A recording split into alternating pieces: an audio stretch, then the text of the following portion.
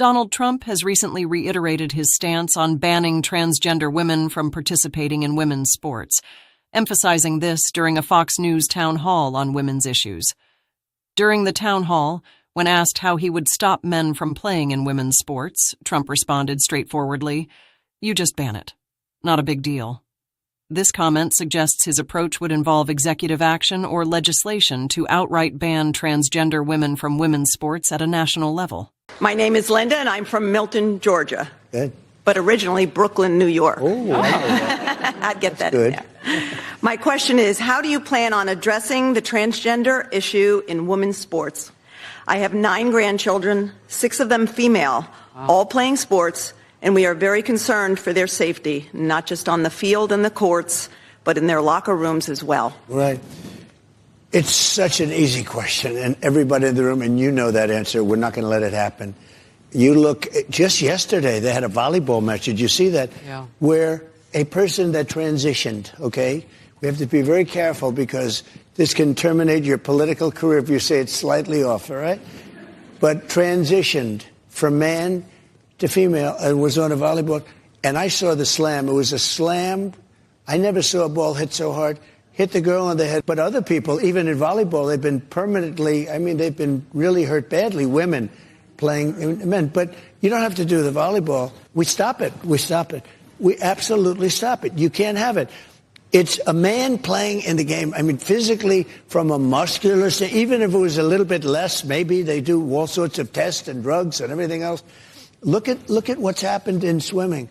Look at the records that are being broken. So how do you stop it? Do you go to the sports leagues? Do you go to the Olympic councils? You just ban it. The president bans it. You just don't let it happen. Not a big deal.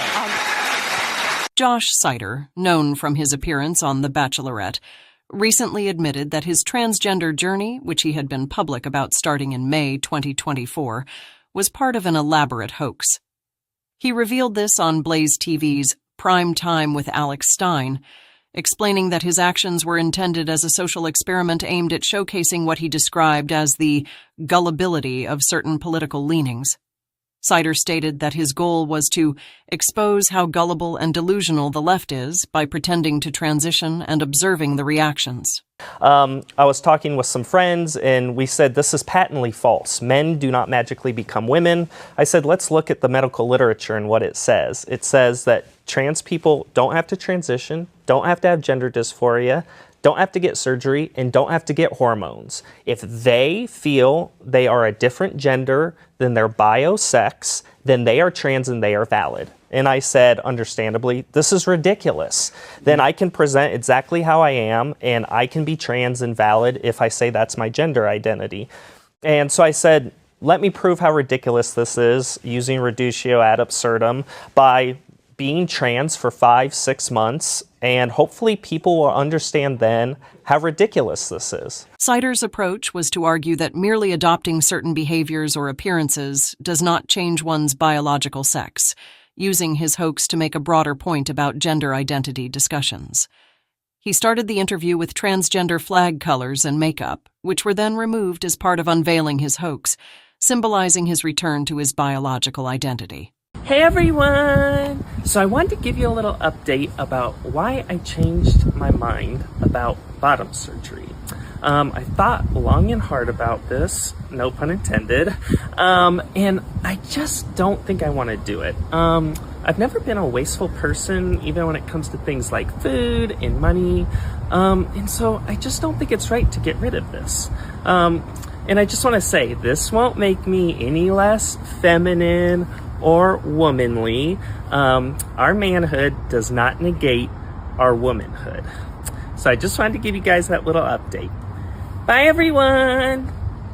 The latest information indicates that trust in the U.S. news media has reached a record low, with only 31% of Americans expressing confidence that the media reports the news fully, accurately, and fairly.